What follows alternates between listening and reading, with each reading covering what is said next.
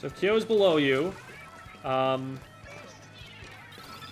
a bad idea. We just need to be careful that they don't come up from behind us here. Okay, yeah, good job.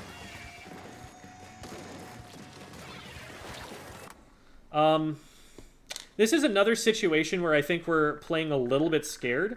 Because, like, again, Kyo's playing a little goofy. He's kind of just, like, 1v3ing. So, like, what's happening is we're all so scared of Kyo that we're turning our backs on the objective. And his teammates are able to 3v1 the objective before he goes down. There are kind of two ways to deal with this. One of which you kind of did already, which is ignore him until he becomes a threat. So you deal with the objective for as long as he allows you to. The second way is overwhelm him and get him down really quickly before his teammates have time to get the objective. In this kind of a situation where it's asymmetric, where it's unbalanced numbers, you've always got to make one decision like that. Now, from here, like, this is a situation where you could just go splatter shot mode and try to right side peek with tap shots, because look at where he's facing. He's facing backwards. He's looking at your teammates who are directly behind him.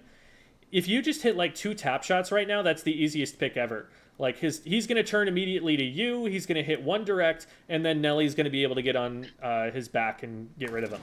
Like, these are positions that are winnable in theory. We just need to, like, not be scared of top player and recognize top player is looking away from me. Top player is shooting somebody else. That means that it's time for me to shoot top player, you know, regardless of how good they are. Because when they've got their back turned to me and don't know I'm there, they are still not scary. They're scary once they can aim, and, you know, they're in a 1v1 and they're on even numbers and whatnot, but they don't have help right now. This is a time that we should be kind of turning the tables on them. Someone in chat says he's kind of just 1v3ing. What is this, a team-based game? Yes. So here's why this works. I want to... Because there are plenty of people in Splatoon who try to take 1v3s. There are all sorts of, like, Aerosprays and Sploosh players who learned that if you get into the enemy base in the last 20 seconds with a weapon that paints a lot, that you'll probably win that game of turf war, and so they try to play every mode like that, and just kind of run into the back lines. The problem with that sort of idea is that you're there by yourself. What Kyo is doing here, though, is he's keeping himself alive long enough for his team to come in from the front. Kyo, you know, making this play right here is a play on tower. Kyo knows that we are riding the tower, but that there's no one up there with the tower rider. And so if he can just keep the rest of the team back for enough time, his team can collapse on the tower. The goal of a flank like this is always to get pressure from the front while you're applying pressure from the back. And that's where a lot of beginner players get flanking wrong. It's that they'll flank when their team is not in position to help with that. And they don't have the mechanical skill to keep themselves alive long enough for their team to get in position to help with that. A flank only works if there are 2 different angles being attacked at the same time. You've got to make them fight a 2-front war. Otherwise, all that happens is everybody turns around and splats the one player and then moves on with their lives. And they have a numbers advantage. So where Kyo's play is maybe a little bit silly here, and even here not really maybe that much, is that he's putting himself in really, really deep to the point where I think he's kind of relying on mechanically outplaying to be able to last as long as he is. I don't think he runs this kind of a play. I don't think he goes quite this aggressively against Alliance Rogue. I think he has to be just a tiny bit more honest against the top-level team that's going to have all of their angles covered, that's going to be able to turn and collapse on him quickly. But I think here, like, he's just recognizing, okay, people aren't, you know, paying attention to everything. The tower's out there by itself. I can cut it off from all of its support. And he's going in and making that play with that knowledge. And it ends up working out here. But I don't think that that's, you know, necessarily purely because it's, like, the best play available. I think he could have, done something very similar, but played maybe a little bit more safe. But I think there was an opportunity to punish him there. I think there was a time where he should have just gone down for free because he was in a 1v3. We probably, don't get quite as fast of a tower push that way, but I think that he was vulnerable for a moment there. So he's kind of relying on the mechanical side of things to be able to get through this. Back on the flanking topic, is the goal when distracting the enemies to splat them as well, or just to keep yourself alive? The goal is, so let's talk about just taking fights in general really quick, because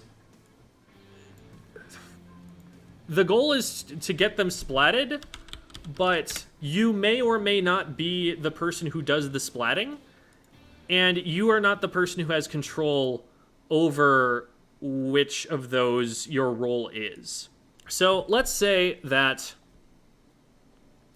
there is opponent here, you have teammate and you, and you're trying to engage on this fight, right? If they're looking at your teammate, they're not looking at you, they're not shooting at you, they can't stop you from shooting them. And so the way that you always want to play this situation is, if you're the player who's being shot at, that you just play as evasively as possible and try to survive, maybe deal damage back if that's possible. But your primary goal here a lot of the time is to give your teammate as much time as possible to come in and get the free shots. Now, what's realistically going to happen in a lot of fights is that this is going to switch. That the opponent is going to look at another teammate, and now it's this teammate's turn to go in and get those free shots. This is the disadvantage that you're trying to create for this opponent when you have a 2v1 situation. That they can only shoot at one of you at a time, and during the time that you're shooting at one of them, you're getting shot by the other one. All this player has to do is try and survive. You have to both try and survive and hit shots, and then be healthy enough to be able to deal with this player, even if you get this one down. So that's how a 2v1 should really get played out. In order to create those sorts of situations, which are advantageous, that's why you would want someone to be going in at a different angle.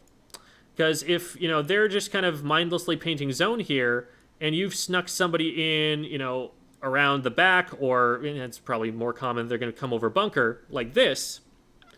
This flank is great if you have a teammate who's like here, who's keeping them busy in the meantime. Maybe they're painting the zone so that this player is looking at the zone and isn't looking in the direction that you're coming from, or something like that. But let's say that you go in and you make this kind of a play, and all of your teammates are just like back here or something. This is feeding.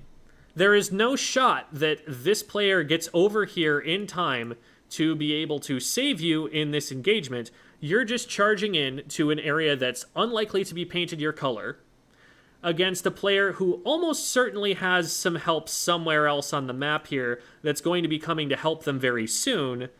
At the very most, you're probably getting a 1-for-1 trade out of this. And you probably want to play for more most of the time, especially if you're going to invest all of the time it takes to go from this position on the map all the way over to this position on the map. So when you ask, is the goal to splat them? Yes, but you don't know who they're going to be shooting at. And the job is always on the player who's not being shot at to do the splatting, and the player who is being shot at to do the skirmishing.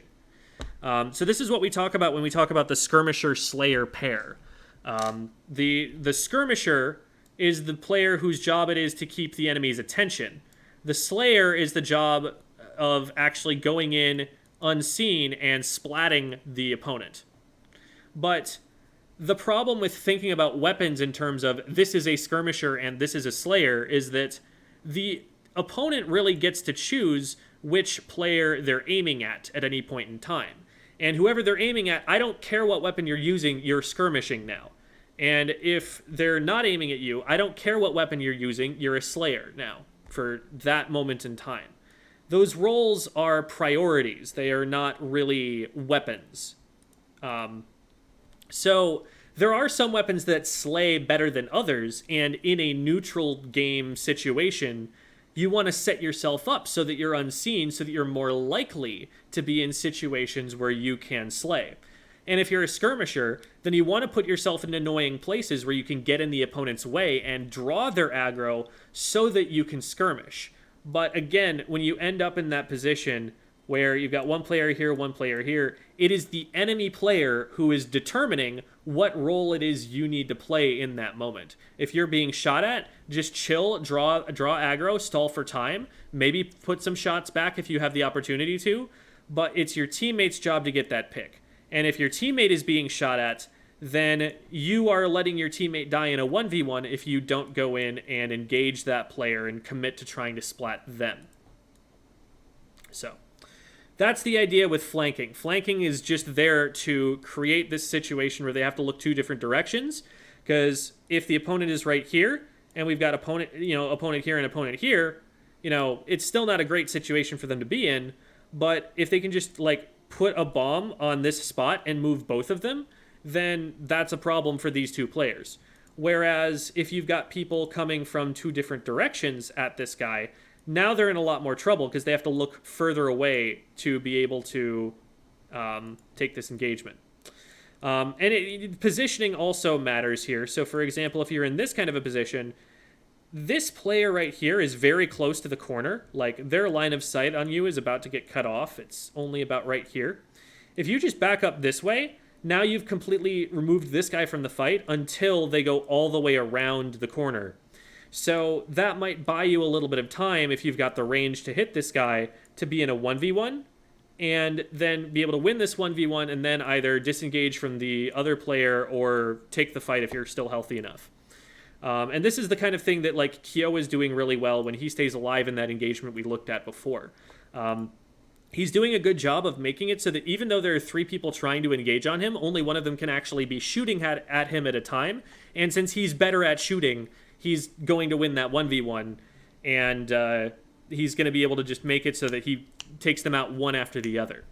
He's never trying to fight all four of them at once. There's no weapon in the game that's really good at doing that. Maybe like a Tri-Slosher if they're all super bunched up. Basically, nothing can actually fight that way. You're always going to try and get them strung out so that you're taking a string of 1v1s if you end up having to fight that out. But because Kyo is so good at skirmishing, at keeping the enemy team busy while not going down, that's what skirmishing is making it so they can't do what they want to do, but they can't kill you either. He's letting his team get into play. The situation that we were talking about in particular, just to draw it out real quick, tower is here, but there's one player riding tower, and then most of the others are spawning in or in this kind of a position. I think this is about the layout that we've got. If Kyo is able to be here, or anywhere in this general area, now these players, instead of running up in front, getting in front of the tower and creating a protective perimeter that will keep the tower safe enough to push, Kyo is making all of these players turn backwards and look in the wrong direction. Now, this obviously is a problem for Kyo if he can't stay alive, but because he does stay alive as long as he does, the tower here is really vulnerable, and his three teammates push the tower and get rid of that player. And while Kyo is still alive, I think he ends up being up on... So Kyo ends up right here, and then we've got the E-Leader dropping through the grates onto enemy ink here. We've got one player who's over here and one player who's still respawning. It's this kind of a position. So this player gets just eliminated right away. And now there's a defenseless E-Leader here. There's an opposing player who is being kept away from the tower now by Kyo, because now it's the enemy team's tower. Now we're trying to transition into Kyo's team's own push. And so now we're trying to create this kind of an arc to keep everyone away from the tower. And now Kyo is playing keep away to keep this player out. That's how you kind of make a play like that work. And notice that now, at this moment in the play, Kyo actually is with his team, does have help. He's kind of regrouped because now the point is to push with the team and create this defensive perimeter.